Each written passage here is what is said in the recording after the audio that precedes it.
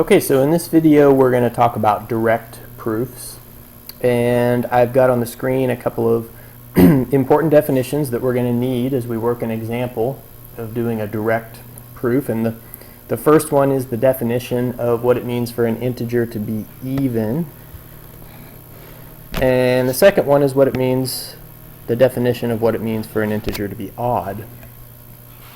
Now those are probably ideas that we're pretty familiar with, but when we start doing proofs, we need to have a very precise definition for everything that we work with. So we need precise mathematical definitions of what it means exactly for an integer to be even or for an integer to be odd. So just to maybe see that these definitions fit with our intuition, if we think about the integer 6, this definition says an integer is even if you can find some other integer k so that that integer is 2k.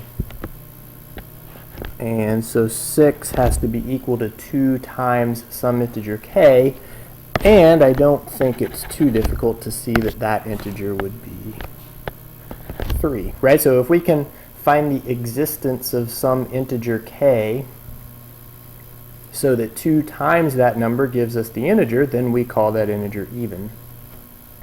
And so what's an odd integer? 11. Formally, 11 is odd because we can think of some integer k so that 11 is 2k plus 1, and we can think of 11 as being 10 plus 1. So I don't think it's too difficult to see that that integer k would have to be 5. 2 times 5 plus 1 gives us 11. So that type of thing has to work for any even and odd integers. This definition, these two definitions, have to always fit. And so we've got that. And so let's move on, and we've got a statement written on the screen, and we're going to prove this statement or this theorem directly. Now when we do a direct proof, we're proving a conditional statement in the form P implies Q, or if P then Q. And the way that we approach a direct proof is we always assume that the hypothesis P is true, so we assume P. We take that assumption and we work through some steps, some mathematical steps, and hopefully we are able to conclude Q when we're done. So first thing is we've got to identify what are P and Q in our statement, in our if-then statement. So the if part of our statement, which is the hypothesis, or P, is that M is odd and N is even. So this entire thing, M is odd and N is even, that's our hypothesis. We're going to assume that that's true.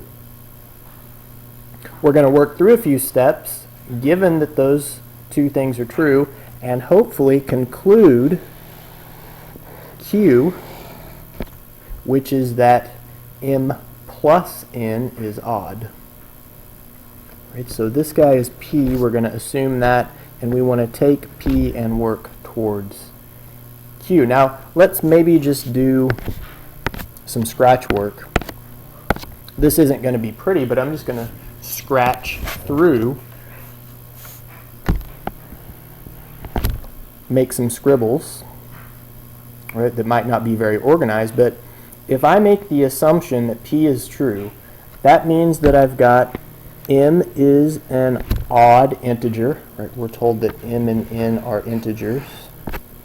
So if I know that M is an odd integer, that means I must be able to write it this way. And at the same time, I was able to assume that n is even, and what we had on the previous page about even integers was that n must be equal to 2k. Right, so I'm just using these definitions of even and odd from the previous page. Okay, now you can see, right, when I have two different integers, that value of k probably is not the same value. It could be, but we don't know for sure that it is because we don't know what m and n are equivalent to. And so we want to separate this k value, so maybe we call it k1, and this k value, call it k2. So I just used a little subscript 1 and 2 to make those different. And if I've got those two assumptions, if I have those two things, I've got to look at where I want to go. I want to go towards q, and q is a statement about m plus n. So in other words, I'm going to take this expression and add it to this expression because that's the same as m plus n.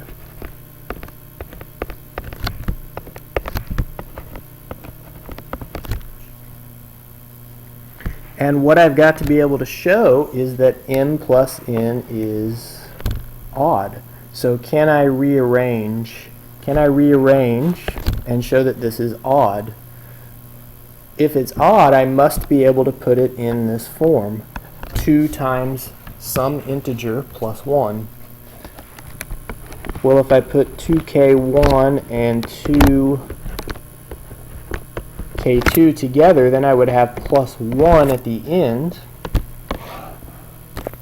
And this term and this term both have a common factor of 2.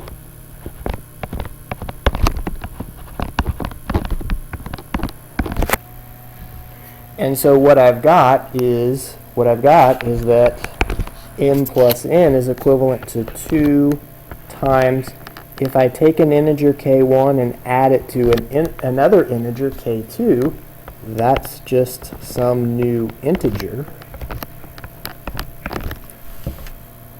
Right, so I've got the correct form of an odd integer.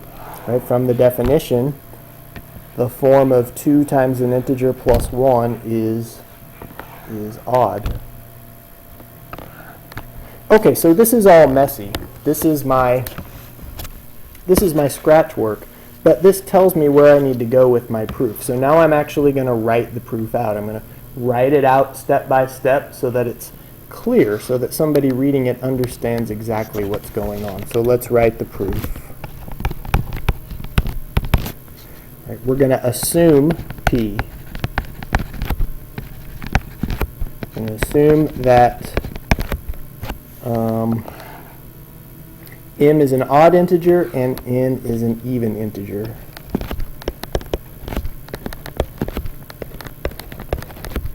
And I'm going to abbreviate integer.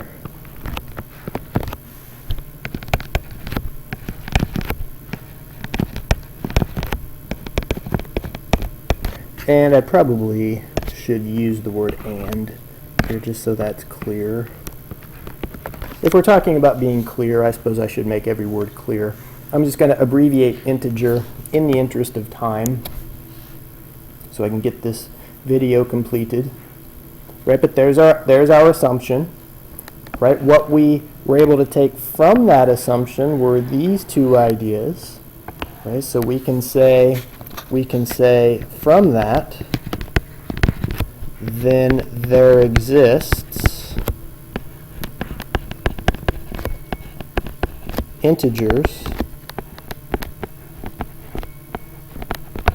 k1 and k2 so that, and I'm just going to repeat what I've got here, m is 2k1 plus 1,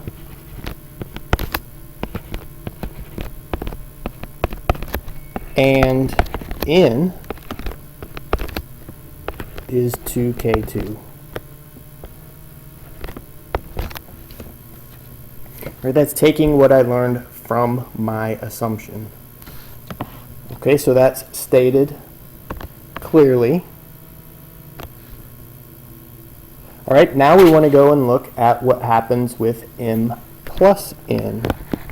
Right, so from this, we can take that m plus n equals 2k1 plus 1 plus 2k2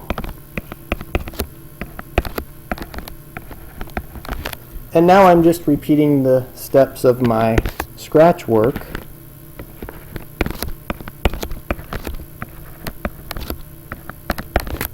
So I'm going to factor out that 2.